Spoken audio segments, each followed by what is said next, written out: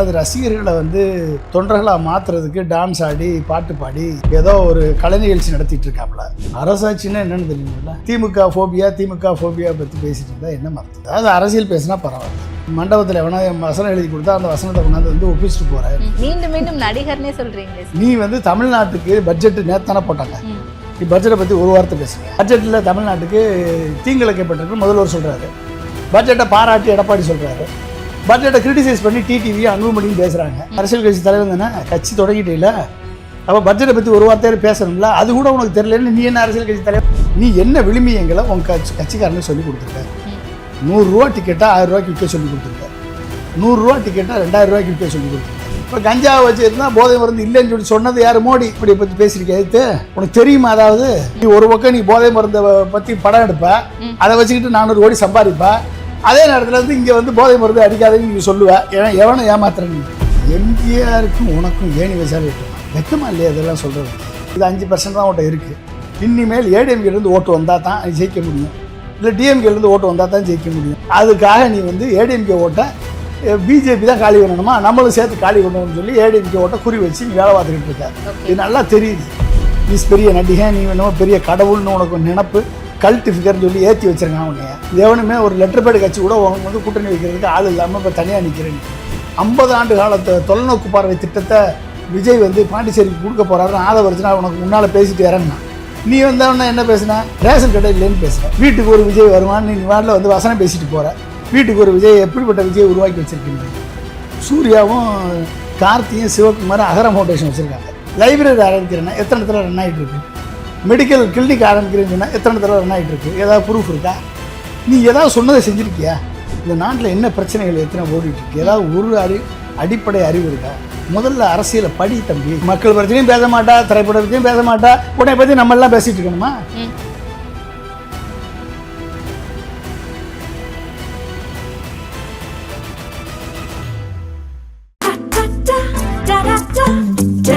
Milky Mist ice cream.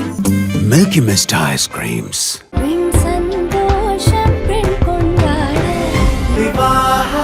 மணப்பெண்ணின் பிரத்யேகமான திருமணம் விவாஹா தி Chennai silks. வணக்கம் சார். வணக்கம்மா. மத்திய பட்ஜெட் தாக்கல் செய்திருக்காங்க. மத்திய பட்ஜெட்டில் இருக்கக்கூடிய பல்வேறு அம்சங்கள் குறித்து கடந்த 2 நாட்களாக விவாதிக்கப்பட்டு இருக்கு. நேற்றைக்கு நாடாளுமன்றத்தில் கூட விவாதிக்கப்பட்டிருக்கு. ஆனால் செய்திகள் முழுக்கவும் பார்த்தீங்க அப்படின்னா விஜய் அவர்களுடைய இந்த 3வது ஆண்டு தொடக்க விழா தான் பெருமளவில் பேசப்பட்டு இருக்கு. அண்ட் விஜய் அவர்கள் அந்த மேடையில் பட்ஜெட் பற்றி எதுவும் பேசலை, மக்கள் பிரச்சனைகள் குறித்து எதுவும் பேசலை அப்படின்ற ஒரு விமர்சனமும் இருக்குது. உங்களுடைய பார்வை என்ன சார்? சீரியஸாக மத்திய பட்ஜெட்டு தாக்கல் பண்ணி ஒரு தொலைநோக்கு பார்வையோட விஷன் 2047 அதை நோக்கி போகிறதுக்கான அடித்தளமான பட்ஜெட் இது. இது தொலைநோக்கு பார்வைக்கான பட்ஜெட்டு. இது ஷார்ட் டேர்ம் கோலில் லாங் டேர்ம் கோலுக்கான பட்ஜெட்டுன்னு சொல்லி மோடியினுடைய ஃபினான்ஸ் மினிஸ்டர் நிர்மலா சீதாராமனும் பட்ஜெட்டை தாக்கல் பண்ணியிருக்காங்க.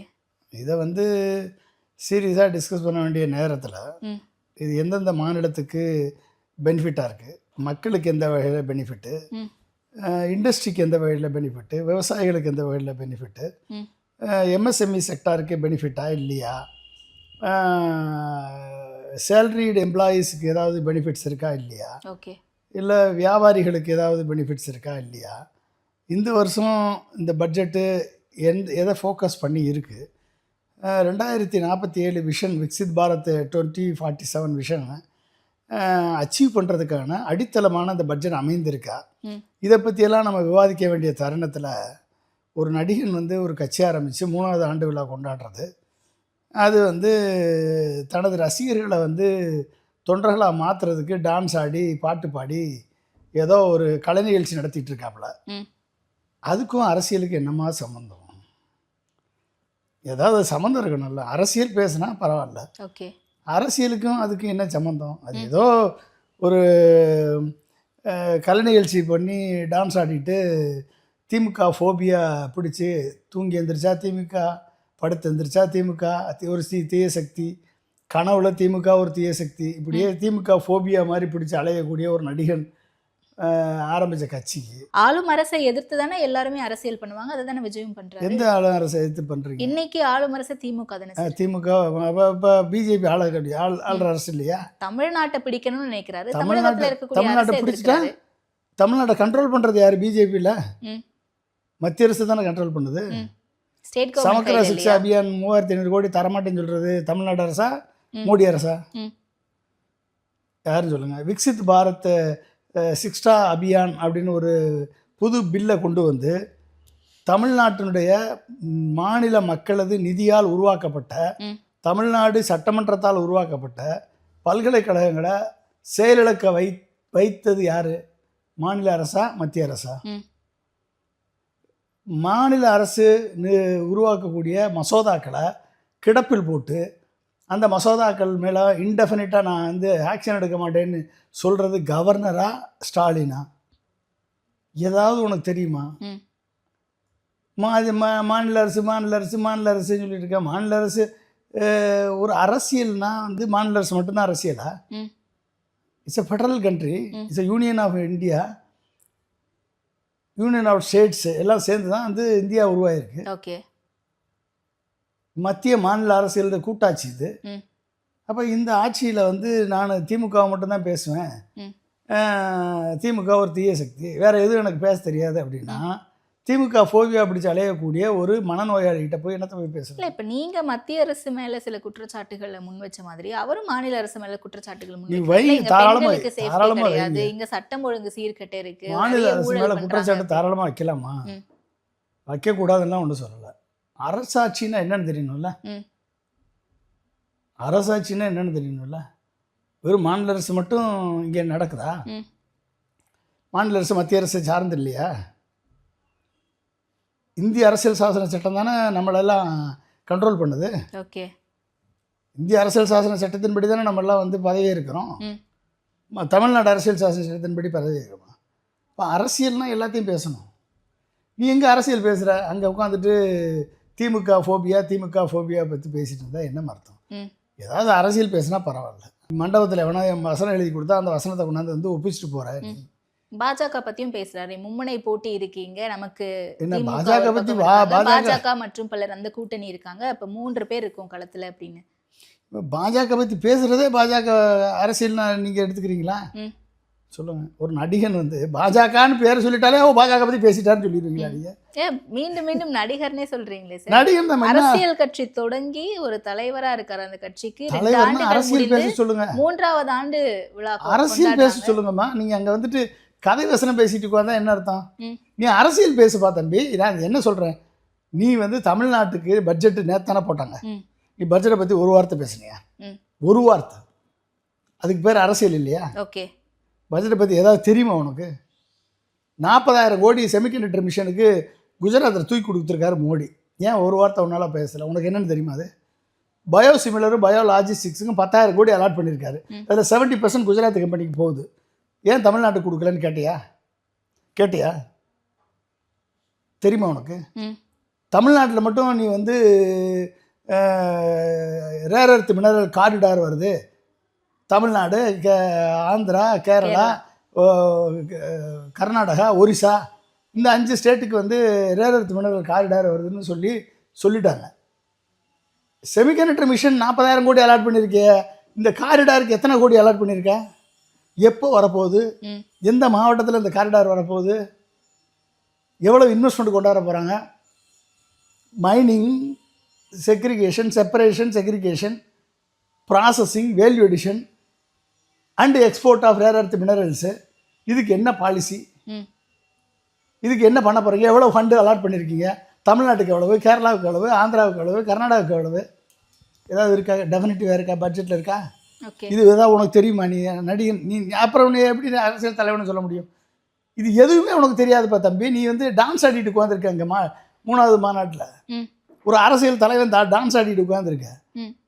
ஏன்னா நீ ரசிகர்களை திருப்திப்படுத்துற, நீ அவ்வளோதான். உன் தொண்டர்களாகவே இல்லை. நீ அரசியல் என்னைக்கு பேச போகிற? நீ அரசியல் பேசினா நம்ம பேசலாம். நீ அரசியலே பேசாமல் சினிமா டான்ஸ் ஆடிட்டு உட்காந்துருக்க போய் நம்ம போய் என்னமா அரசியல் பேசுறது? அவங்க கட்சியினுடைய ஒரு ஆண்டு விழா அப்படிங்கிறதுனால அந்த கட்சி நிர்வாகிகள் அவங்களுடைய தொண்டர்களுக்கான ஒரு மெசேஜ் தேர்தல் களத்துல எப்படி எல்லாம் வேலை செய்யணும்னு சொல்லியிருக்காரு அப்படின்ற ஒரு விஷயத்தை டேக் அவேவா எடுத்துக்க முடியும். அவங்க கட்சி ஆண்டு விழா அவங்களுக்கான ஒரு மெசேஜ் கொடுத்துருக்கு. தேர்தல் காலத்தில் பண்ணால் போதுமா? ஓட்டு வாங்கினா போதும். ஓட்டு எதுக்காக வாங்குற? யாருக்காக வாங்குற? மக்கள் வீட்டுக்கு வீடு விஜய், தமிழ்நாட்டுக்கு விஜய்னு சொல்லியிருக்கீல்ல, தமிழ்நாட்டுக்காக என்ன பேசியிருக்க? ம் பட்ஜெட்டில் தமிழ்நாட்டுக்கு தீங்கிழைக்கப்பட்டிருக்கு முதல்வர் சொல்கிறாரு, பட்ஜெட்டை பாராட்டி எடப்பாடி சொல்கிறாரு, பட்ஜெட்டை கிரிட்டிசைஸ் பண்ணி டிடிவியும் அன்புமணியும் பேசுகிறாங்க. ம் அவங்கெல்லாம் அரசியல் பேசுகிறாங்களா இல்லை அவங்க சினிமா பேசிகிட்டு இருக்காங்களா? ம் நீ அரசியல் கட்சி தலைவர் தானே, கட்சி தொடங்கிட்டே அப்போ பட்ஜெட்டை பற்றி ஒரு வார்த்தையாக பேசணும்ல, அது கூட உனக்கு தெரியலன்னு நீ என்ன அரசியல் கட்சி தலைவர்? உன்னை எப்படி நடிகர்னு சொல்லாமல் எப்படி வந்து அரசியல் கட்சி தலைவர்னு ஏற்றுக்குவாங்க மக்கள்? சொல்லுங்கள், எப்படி ஏற்றுக்குவாங்க?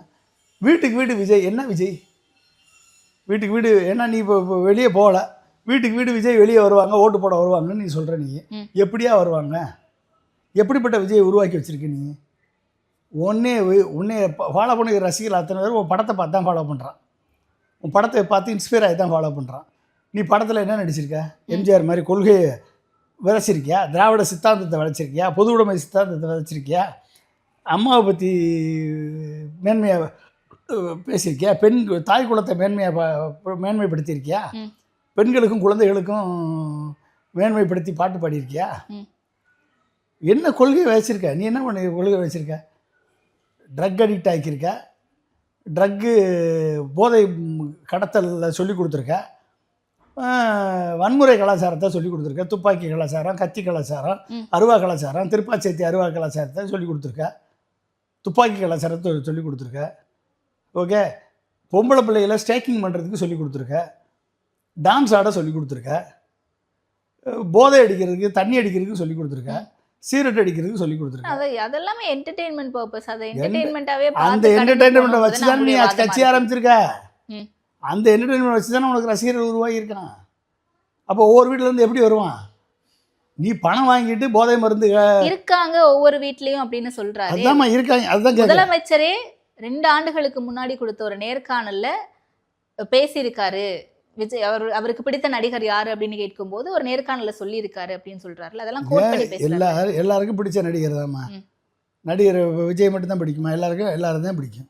விஜய் பிடிக்கும், அஜித்தை பிடிக்கும், சூர்யாவை பிடிக்கும், கார்த்திகை பிடிக்கும், தனுஷை பிடிக்கும், சிம்புவை பிடிக்கும், எல்லாரும் தான் பிடிக்கும். இவங்க எல்லா நடிகர்களும் தான் பிடிக்க தான் செய்யும். ஓகே, நீங்கள் வந்து ஒரு நடிகனை வந்து நடிகனாக இருந்து நீயோடைய சோசியல் ரெஸ்பான்சிபிலிட்டி என்ன? நீ என்ன விளிம்பியங்களை உன் கட்சிக்காரனுக்கு சொல்லி கொடுத்துருக்க? 100 ரூபா டிக்கெட்டாக 1000 ரூபாய்க்கு விற்க சொல்லி கொடுத்துருக்க, 100 ரூபா டிக்கெட்டாக 2000 ரூபாய்க்கு விற்க சொல்லி கொடுத்துருக்க.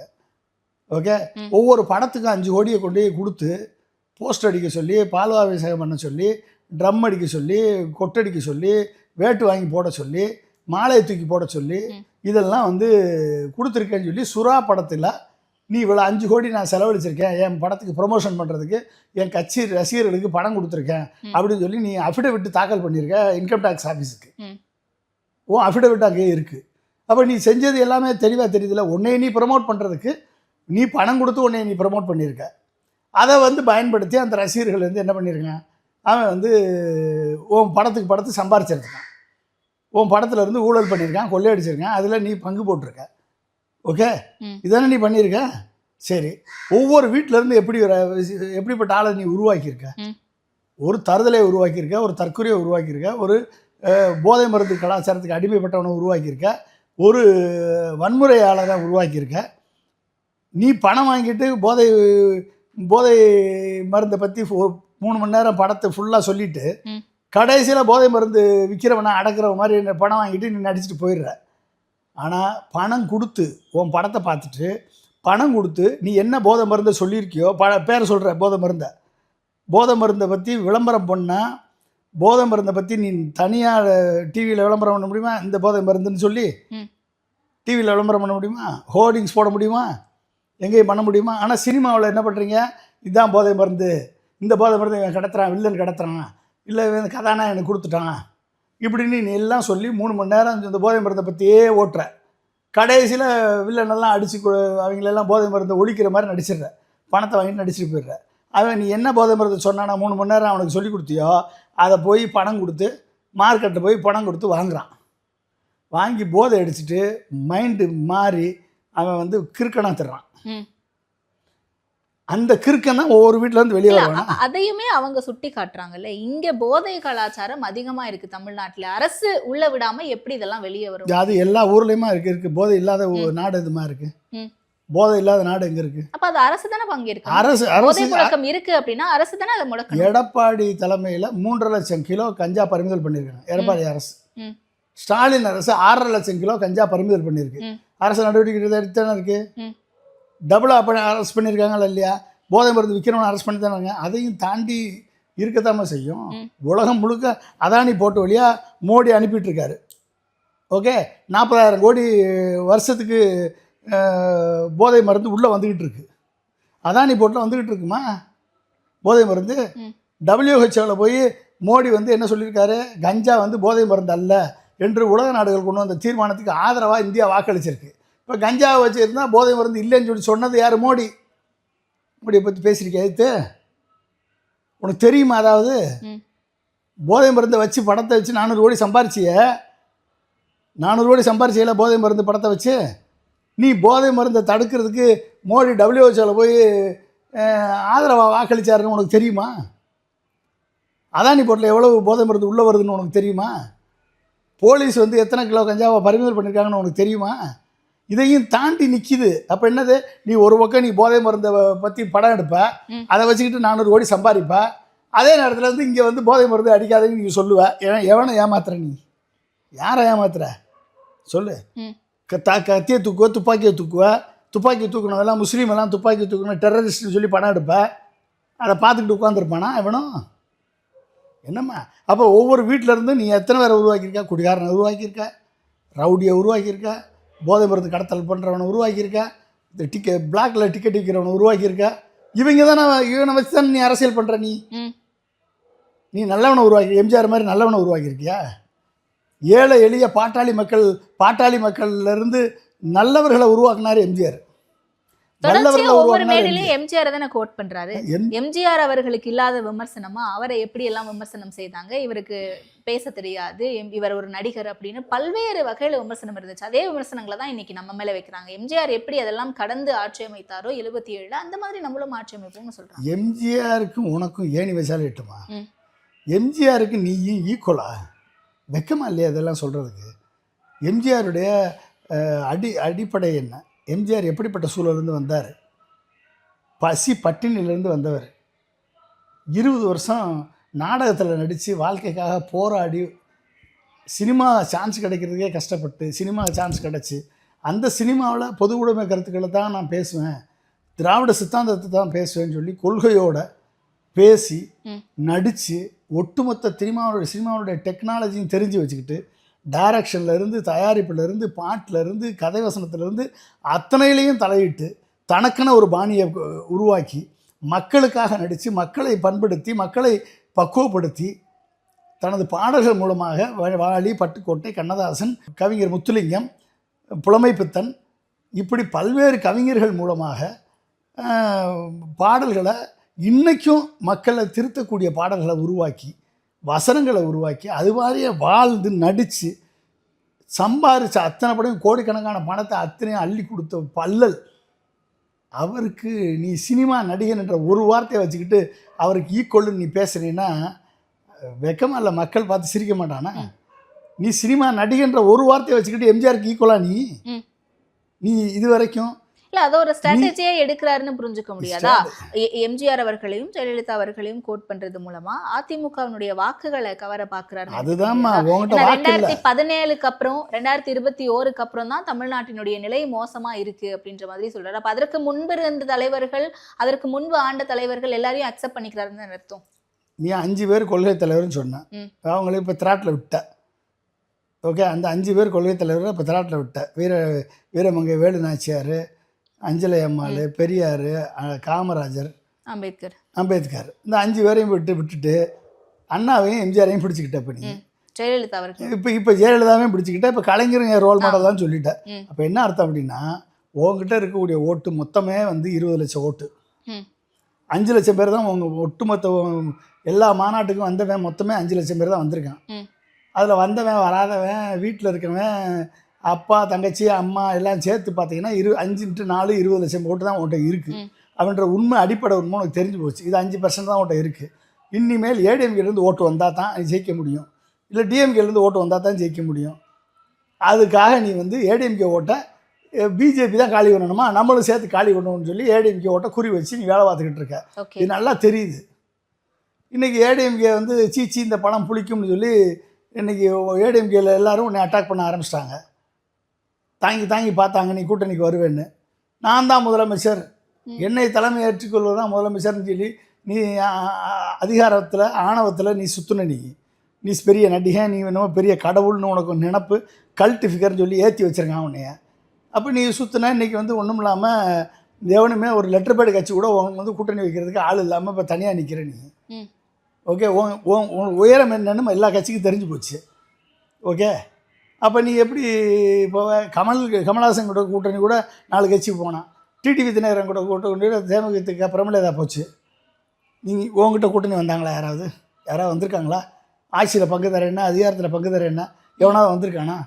அதுதான் இப்போ உன் லெவல் அவ்வளோதான். நீ ஏதாவது அரசியல் பேசினா தானே உன்னை வந்து மக்கள் வந்து அரசியல்வாதி நினைப்பான். நீ அரசியலும் பேச மாட்ட, எது சினிமா வசனத்தை வந்து பேச மாட்டாருன்னு சொல்றீங்களா சார்? எக்ஸாக்ட்டா என்ன பேசணும்னு எதிர்பார்க்குறீங்க? என்ன பேசணும்? மக்கள் பிரச்சனையே பேசு. மக்கள் பிரச்சனைக்காக குரல் மாவட்டந்தோறும் போனாரு மக்கள் சந்திப்புக்கு, அங்க இருக்கக்கூடிய பிரச்சனைகளை சுட்டி காட்டினாரு. ஒவ்வொரு மாவட்டத்திலயும் என்னென்ன பிரச்சனைகள் இருக்கு. நீ சுட்டி காட்டுறதுல நீ ஏதாவது உண்மையை பேசியிருக்கியா? நீ சுட்டி காட்டின அடுத்த நாளே வந்து நீ சொன்னது அத்தனையும் பொய்ன்னு சொல்லி நிரூபிச்சுட்டே வராங்க எல்லாரும். அப்போ என்னத்தை நீ புரிஞ்சுக்கிட்ட? பாண்டிச்சேரியில் போய் ரேஷன் கடை இல்லைன்னா அவன் செருப்பு முடி அடித்து, ஏன்டா ரேஷன் கடை இப்போ தானே திறந்து வச்சான், இது கூட தெரியாமல் வந்து பேசியிருக்க. 50 ஆண்டு காலத்தை தொலைநோக்கு பார்வை திட்டத்தை விஜய் வந்து பாண்டிச்சேரிக்கு கொடுக்க போகிறாருன்னு ஆதவரிச்சுனா உனக்கு முன்னால் பேசிட்டு இறங்கினான். நீ வந்தவொடனே என்ன பேசுன? ரேஷன் கடை இல்லைன்னு பேசுகிற. அப்போ உன்னுடைய லெவல் என்னப்பா? அரசியல் உன்னுடைய அண்டர்ஸ்டாண்டிங் என்ன, உன்னுடைய லெவல் என்ன அப்படின்னு எல்லாமே தெரிஞ்சு போச்சுல்ல. நீ இது வரைக்கும் எவனாவது ஒரு பத்திரிக்கையாளர் சந்திப்பு நடத்திருக்கியா?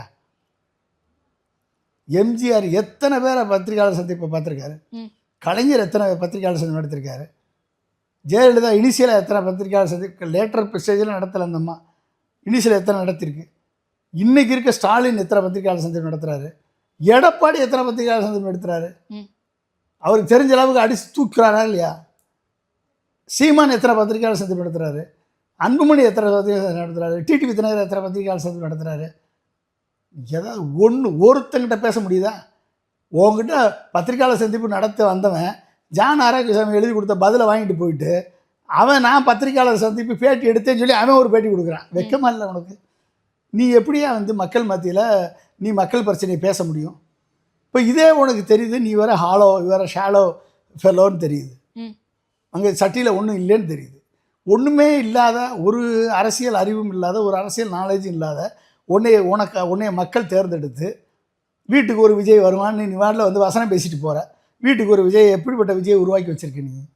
சூர்யாவும் கார்த்தியும் சிவகுமாரும் அகர ஃபவுண்டேஷன் வச்சுருக்காங்க.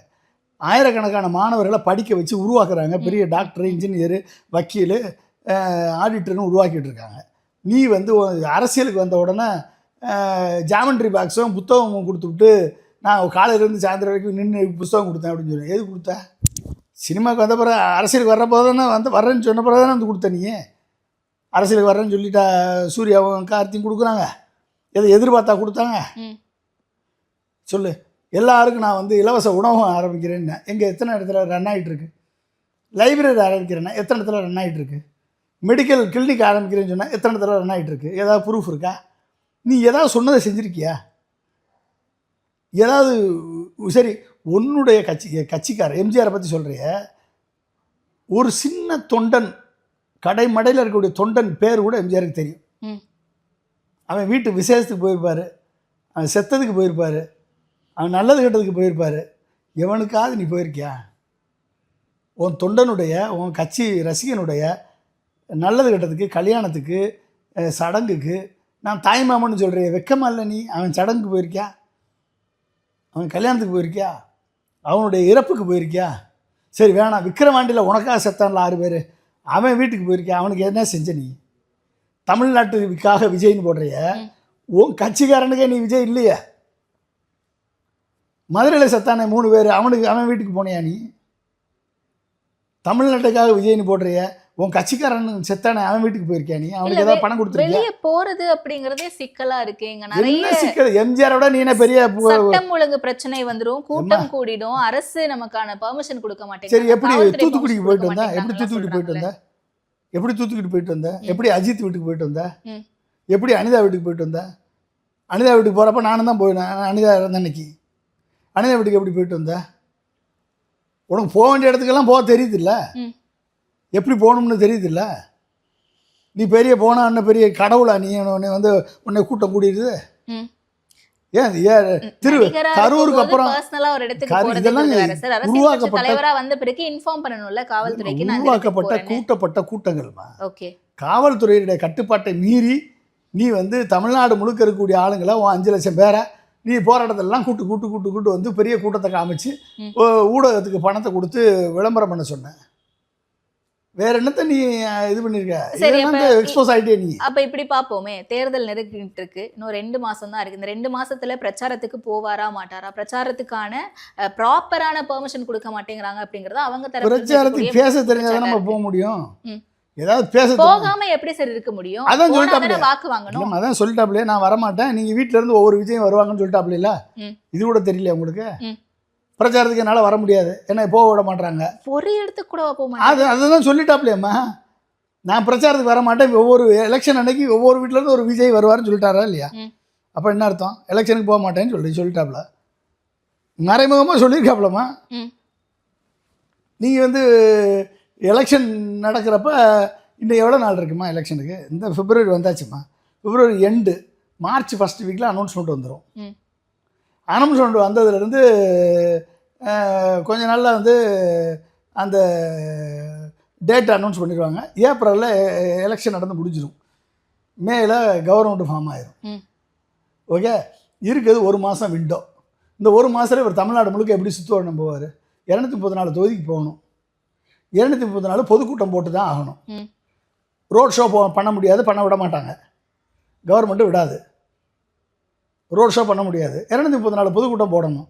போட்டுருவியா? 30 நாளில் 234 பொதுக்கூட்டம் பேசிடுவியா நீ?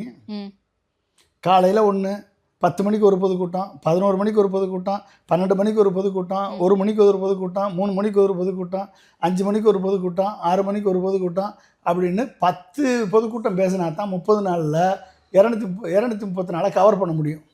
இடையில லீவ் வரும், அது வரும், இது வரும், பிரச்சனை வரும், அது வரும், இது வரும், எல்லாம் சேர்த்து ஒரு நாளைக்கு 10 பொதுக்கூட்டம் பேசினா தான் 234 தொகுதியிலையும் பேச முடியும். பேசிட்டியா? பேசுறதுக்கு உன்ட்ட என்ன இருக்குது? Subject, content. 10 பொதுக்கூட்டம் பேசுகிற அளவுக்கு உன்ட்ட சப்ஜெக்ட் என்ன இருக்குது? அந்த தொகுதியில் இருக்கக்கூடிய பிரச்சனையை பேசினாலே போதுமே சார். பிரச்சனை பேசி என்ன போகுது? அந்த தொகுதியில் பிரச்சனை இருந்துட்டு தான் இருக்கு. ஓகே, அதற்கான தீர்வு குறித்து நீ என்ன தீர்வு சொல்லு? அதுக்கு தானே சார் ஸ்ட்ராட்டஜிஸ்ட் எல்லாம் வச்சிருக்காங்க, பின்னாடி வொர்க் அவுட் பண்ணுவாங்க. அப்போ ஸ்ட்ராட்டஜிக்கு ஓட்டு போட்டு போயிடலாம். உனக்கு எதுக்கு ஓட்டு போடணும்? உனக்கு என்ன தெரியும்? நீ என்ன மக்களுக்காக நல்லது செய்ய போகிற? எப்படி கொண்டு வர போகிற? எல்லாருக்கும் வீடு கொடுக்க போகிறேன், எல்லாருக்கும் மோட்டார் சைக்கிள் கொடுக்க போகிறேன், எல்லாருக்கும் கார் கொடுக்க போகிறேன்னு சொல்லிட்டு இருக்க. உனக்கு என்னப்பா அடிப்படை நாலேஜ் இருக்குது? இந்த நாட்டில் என்ன பிரச்சனைகள் எத்தனை ஓடிட்டுருக்கு? ஏதாவது ஒரு அடிப்படை அறிவு இருக்கா? முதல்ல அரசியலை படி தம்பி, அரசியலை பற்றி புரிஞ்சுக்கோ. நீ வரக்கூடாதுன்னு ஒருத்தர் அங்கே சொல்லலை, அரசியலை பேசு. தமிழ்நாட்டு மக்களை பாதிக்கக்கூடிய அரசியலை எக்ஸ்போஸ் பண்ணி பேசு, தைரியமாக பேசு. ஓகே, 245 கோடி வாங்கி நடித்த தயாரிப்பாளர், கர்நாடக தயாரிப்பாளர்கிட்ட 500 கோடி படத்தை செலவில் படம் எடுத்திருக்காரு. அதில் 245 கோடி வாங்கி நடித்த படத்துக்கு தடை பண்ணுறான் சென்ட்ரல் சென்சார் போர்டு. அப்பீல் போகிறான், கேவியட் போடுறான். அதை பற்றி ஒரு வார்த்தை கூட 245 கோடி வாங்கி நடிச்ச ஒரு உணர்வு கூட இல்லாமல் உனக்காக பணம் எடுத்தவன் நீ சினிமாவுக்கு வந்ததுனால, அரசியலுக்கு வந்ததுனால தடை பண்ணுறான். அதை பற்றி வாய் கூட பேச தெரியாத ஊமையாக இருக்கக்கூடிய உனக்கு, உன்னை நம்பி தமிழ்நாட்டு மக்கள் பிரச்சனையை நீ எதிர்த்து, மோடியை எதிர்த்து எப்படி பேசுவேன்னு எவன் நம்புவான்? அரசியலுக்கு வந்த பிறகு மக்கள் பிரச்சனையை பத்தி பேசலங்கிறது ஒரு விமர்சனமா இருக்கும்போது, அப்ப மக்கள் பிரச்சனையை பத்தி பேசாத விஜய் அவருடைய திரைப்படத்துக்கு ஒண்ணு அப்படின்னும் போது மட்டும் குரல் கொடுக்குறாரு அப்படின்ற விமர்சனம் வராதா? மக்கள் பிரச்சனையும் பேச மாட்டா, திரைப்பட பற்றியும் பேச மாட்டா, உன்னை பற்றி நம்ம எல்லாம் பேசிட்டு இருக்கணுமா? நீ மக்கள் பிரச்சனையும் பேச மாட்டா, உனக்கு உன் திரைப்படத்துக்கு இழைக்கப்பட்ட அநீதியை பற்றியும் பேச மாட்டா, பணத்தை வாங்கி நடிச்சுட்டு 245 கோடியை சுவாகா பண்ணிட்டு பேசாமல் செவனேன்னு உட்காந்துக்குவேன். அவன் தயாரிப்பாளர் தெருவில் போவானா? தெருவில் போவானா அவன்? அதையும் பேச மாட்டான். உன்னை வந்து சிபிஐ கேஸுக்கு பயந்துக்கிட்டு நீ வாயை திறக்க மாட்டேன். அப்போ உன்னை எதை நம்பிப்பா உனக்கு ஓட்டு போடுறது? எதை நம்பிப்பா வர்றது உனக்கு பின்னால? நீ சினிமா நடிகர்னா பெரிய கொம்பு முளைச்சிருக்கா உனக்கு? நீ சினிமா நடிகர்னா கழட்டுனா உன்னைய சுற்றி உன்கிட்ட காசு வாங்குறவன் உன்னைய கழட்டுக்குறேன்னு சொல்லுவான். நாங்களாம் எதுக்கு சொல்லணும்? மக்கள் எதுக்கு உன்னை அப்படி சொல்லணும்? ஓகே, நீ மக்களோட மக்களாக இருக்கியா இல்லை நீ பெரிய கடவுள்னு உனக்கு நினைப்பா? இல்லை, இப்போ தேர்தலுக்கு விஜய் என்னென்னலாம் பண்ணா இன்னும் இந்த 2 மாசத்துல மக்களுடைய செல்வாக்கு பெறலாம்னு நினைக்கிறீங்க? அதுக்கு நாங்கள் எதுக்கு அதை சொல்லணும்? நீ தான் பணம் கொடுத்து ஆள் வச்சிருக்கீல, ஜானாரேகே சாமி அவன்கிட்ட போய் கேளு. ஆதவர்ஜினான அந்த ஸ்ட்ராட்டஜி ஒர்க் அவுட் ஆகுமா? அது ஒர்க் அவுட் ஆகலை. இல்லை, அதான் இன்னைக்கு தெருவில் நிற்கிற நீ. ஒர்க் அவுட் ஆகாதனால தான் ஒருத்தனும் உங்கள்கிட்ட வந்து கூட்டணிக்கு ஒருத்தனும் வரல. ஒர்க் அவுட் ஆகாதனால உன்னை வந்து சீந்துறது கூட ஓன் திரைப்படத்துறையிலேருந்தே உனக்கு பேசுறதுக்கு ஆள் இல்லாமல் போச்சு. சொல்லு. ஓகே, உன்னை சுற்றி இருக்க கூட்டம்லாம் தற்கொலை கூட்டமாக வச்சுக்கிட்டு இருக்க. ஆதவர்ஜனாவையும் புஷி ஆனந்தையும் வச்சுக்கிட்டு ஒரு தேர்ந்தெடுத்த அரசியல்வாதி செங்கோட்டையனை மினிஸ்டராக இருந்தவரை 3வது இடத்துல கொண்டு போட்டு வச்சுருக்கீங்க. 4வது இடத்துல எப்படி ஒரு கட்சிக்காரன் உங்ககிட்ட வருவான்? தன்மானம் உள்ள அடுத்த கட்சிக்காரன் உங்கள்கிட்ட எப்படி வருவான்? கூட்டணிக்கு எப்படி வருவான் பேசுவார்த்துக்கு? ஏன்னா உன் பக்கத்தில் இருக்கவங்களாம் தற்கொலையாக வச்சுருக்க. நீ பக்கத்தில் இருக்கவன் லாட்ரி சரண்டல் காரணம் வச்சுருக்க, பக்கத்தில் இருக்கவன் பிஜேபி காரணம் வச்சுருக்க. நீ உன்னைய சுற்றி வச்சிருக்க அத்தனை பேருமே இப்படி வச்சுருந்தேன்னா உங்ககிட்ட ஒரு குட் அசோசியேஷன் எப்படி வந்து சேரும்? ஓகே, புரியுது. எப்படி வந்து சேரும்? எவன் வந்து வந்து உட்காருவான்? செங்கோட்டையனை 3வது இடத்துல தள்ளி 4வது இடத்துல தள்ளி உட்கார வச்சுருக்க. ஆதவர்ஜனா பெரிய அரசியல் விஞ்ஞானியா இல்லை அரசியல் ஞானியா? செங்கோட்டையனோட பெரிய அரசியல்ல சாதிச்சவனா? 2021ல திமுகவுக்கு ஸ்ட்ராட்டஜிஸ்டா ஒர்க் பண்ணிருக்காரு சார் ஆதவர்ஜனா. என்ன ஸ்ட்ராட்டஜிஸ்டா இவர் கிழிச்சாரு? திமுக ஸ்ட்ராட்டஜி ஒர்க் பண்ணது பிரசாந்த் கிஷோர். கூட போய் கம்ப்யூட்டர் எடுத்து தூக்கிட்டு தெரிஞ்சவன்லாம் ஸ்ட்ராட்டஜிஸ்ட் சொல்லிக்கிறதா? சொல்லுமா. உன்னோட காசு இருந்தால் நீ ஸ்ட்ராட்டஜிஸ்டா? அப்படி ஸ்ட்ராட்டஜிஸ்டாக இருந்தேன்னா நீ திருமாவளவனை தலித்து முதலமைச்சர் ஆக்குன்னு சொன்னேன்ல, வேற ஒன்றும் வேணாம். நான் என்ன சொல்கிறேன், காங்கிரஸை கூப்பிட்றேன் இல்லை, காங்கிரஸ் ஒரு ஆஃபரை கொடுத்துருக்க வேண்டியதானே? நீ வாயா, நீ எங்கள் காங்கிரஸ், நாங்கள் இந்த வட்டம் காங்கிரஸில் ஒரு தலித்தை வந்து நாங்கள் முதலமைச்சர் ஆக்குறோம், 117 சீட்டு உங்களுக்கு கொடுத்துட்றோம், நாங்கள் 117 நிற்கிறோம், நீங்கள் 117 ஜெயிங்க, நம்ம 2 பேரும் கூட்டணி சேர்ந்து ஜெயிப்போம். ஜெயிச்சா சசிகாந்த் செந்தில் வந்து தலித், அவர் IAS officer, former IAS officer, அவரை நாங்கள் சீஃப் மினிஸ்டர் ஆக்குறோம் சொல்லி கூப்பிட்டு போயில. நீ காங்கிரஸு ஏன் காங்கிரஸ் உன்கிட்ட வரல? ஒரு 4 பேர் கத்திட்டு தெரிஞ்சான், ஏன் வரல மொத்தமாக காங்கிரஸு? உனக்கு என்ன தகுதி இருக்குது? என்னத்தை ப்ரூவ் பண்ணியிருக்க நீ? ஓகே, அப்போ எப்படி இருக்கும்? அப்போ உன்னை சுற்றி இருக்கவெல்லாம் வந்து உன்னை நிறுத்துறதுக்கு உன்னை கொண்டே சிபிஐ குடும்பத்தில் மாட்டி விட்டது ஆதவர்ஜனாவும் புஷி ஆனந்த் தான். ஓகே, இங்கேயாவது தமிழ்நாடு முதலமைச்சராவது வந்து ஒரு கட்சி தலைவர் தன் தொண்டர்கள் சாவதை விரும்ப மாட்டாருன்னு சொல்லி உன் மேலே கேஸே போடலை, யாரையும் அரெஸ்ட்டும் பண்ணலை, உன் வண்டியை கூட சீஸ் பண்ணாமல் ஒரு நபர் கமிஷன் போட்டுட்டு செவனேன்னு உட்காந்துருந்தார். இப்படி ஒழுங்காக இங்கே இருந்திருந்தா கூட நீ தப்பிச்சிருப்ப. எங்கே கொண்டு உன்னை மாட்டி விட்டுருக்கேன் ஆதவர்ஜனா? லாட்ரி சுரண்டலில் அமாவாசை எங்கே போய் மாட்டி விட்டுருக்கேன்? சிபிஐக்குள்ளே கொண்டு குடும்பியில் உடனே மாட்டி விட்டுருக்கேன். நாளைக்கு விசாரணை வரும், சார்ஜ் ஷீட்டு போய் ஃபைல் பண்ணுவான், உன்னை கையில் பிடிச்சி வச்சுக்கிட்டு இருக்கேன். நீ வந்து அங்கேருந்து சொல்லி கொடுத்தது வந்து இங்கேருந்து உங்கள் அப்பா மூலமாக காங்கிரஸை வா 75 சீட்டு தரேன்னு சொல்லி கூப்பிட்டுருக்க. நீ இப்போ எப்படி யுவர் எக்ஸ்போஸ்டு தம்பி? நீ யாருன்றது தமிழ்நாட்டு மக்கள், அரசியல் விழிப்புணர்ச்சி பெற்ற மக்கள், நீ செய்யக்கூடிய ஒவ்வொரு செயல்லையும் நீ எப்படிப்பட்ட ஆள், நீ யார், உன்கிட்ட என்ன சரக்கு இருக்குது அப்படின்றது எல்லாம் தெரியும். நீ ஒன்றும் தப்ப முடியாது. ஓகே, ஓகே, புரியுது. அப்போ நீ எப்படி வந்து நான் வந்து இது பண்ணி, நீ முதல்ல சீமானை ஜெயிச்சுட்டு வா. நீ சீமானை ஜெயிச்சுட்டு 3வது இடத்துக்கு வந்து காமி எத்தனை % ஓட்டு வாங்குறேன்னு பார்ப்போம். ஓகே, அதுக்கப்புறம் தான் வந்து நீ முதல்ல அரசியல் கற்றுக்கோ, அரசியல் பேச பழகு, அரசியல்னால் என்னென்னு தெரிஞ்சுக்கோ, மக்கள் அரசியல்னால் என்னென்னு தெரிஞ்சுக்கோ, மத்திய அரசினுடைய அரசியல், ஒன்றிய அரசுடைய அரசியல், பிஜேபி அரசுடைய அரசியல், காங்கிரஸுடைய அரசியல் என்ன, கம்யூனிஸ்டுடைய அரசியல் என்ன, திமுகவுடைய அரசியல் என்ன, அதிமுகவுடைய அரசியல் என்ன, இது எல்லாத்தையும் முதல்ல தெரிஞ்சுக்கிட்டு இவங்கெல்லாம் என்ன செஞ்சுருக்காங்க, நான் என்ன செய்ய போகிறேன், என்ன செய்ய முடியும் அப்படின்றத முதல்ல புரிஞ்சுக்கிட்டு அரசியல் படிச்சுக்கிட்டு முதல்ல வந்து சினிமா ரசிகர் கூட்டத்தை டான்ஸ் ஆடிக்கிட்டு திறதெல்லாம் நிறுத்திட்டு அரசியல் பேச பழகு. பத்திரிக்கையாளரை பத்திரிக்கையாளர்கிட்ட நீ பேசு. வண்டவாளம் தண்டவாளத்தில் ஏறின பிறகு அப்புறம் தான் உனக்கு வந்து கிரவுண்ட் ரியாலிட்டி என்னன்னு தெரியும். உன்னை வந்து உங்கள்கிட்ட காசு வாங்கிட்டு உன்னை கல்ட்டு ஃபிகர்னு சொல்லி நீ இந்த மாதிரி பெரிய கடவுள் ஃபிகர்னு உன்னை ஏற்றி வச்சுருக்கான். நீ அந்த மாயையில் இருக்க. 2026 தேர்தல் உனக்கு யார் நீன்றதை வெளிப்படுத்துகிற பிறகு தான் நீ எப்படிப்பட்ட ஆள், நீ என்ன லெவலில் இருக்க, மக்கள் உன்னை என்ன வச்சுருக்கான்றது உனக்கு தெரியும். அரசியல் வேறு, சினிமா வேறு. இது கேரவன் அரசியல் கிடையாது தம்பி. ஓகே, இது வந்து கால்நடை அரசியல். மக்களோடு மக்களாக நடக்கணும், மக்களோடு மக்களாக வாக் பண்ணணும். ஓகே, நான் உனக்கு முன்னாலும் செல்லவில்லை, உனக்கு பின்னாலும் வரவில்லை, உன்னோடு சேர்ந்து நடந்து வருகிறேன் என்று சொல்லணும். அப்போ தான் உன்னை தலைவன் மக்கள் ஏற்றுக்குவான். அதை விட்டுட்டு நம்ம நீ பெரிய கடவுள், நீ நம்ம பெரிய சினிமா நடி, நீ என்ன பெரிய ட்ரம்ப்பு சொல்லு. முதல்ல நீ யாருன்னு தெரியுப்பா. முதல்ல நீ கிரவுண்ட் ரியாலிட்டிக்கு வா, அரசியல் பேசு. அதை விட்டுட்டு கதை வசனம் எழுதி கொடுக்குறத வந்து பேசிக்கிட்டு எம்ஜிஆர் அப்படி சொன்னார், திருவள்ளுவர் இப்படி சொன்னார், திருவள்ளுவர் அப்படி பாட்டு எழுதுவார், இப்படிலாம் வந்து கதை வசனம் பேசிட்டு உட்காந்துருக்காத. ஓகே, இது வந்து மியூசிக் ஆடியோ லான்ச் ஃபங்க்ஷன் கிடையாது, இது அரசியல், ரியல் அரசியல். ஓகே, ஒரு நிமிஷம் தூக்கி எறிஞ்சிட்டு போயிட்டே இருப்பாங்க.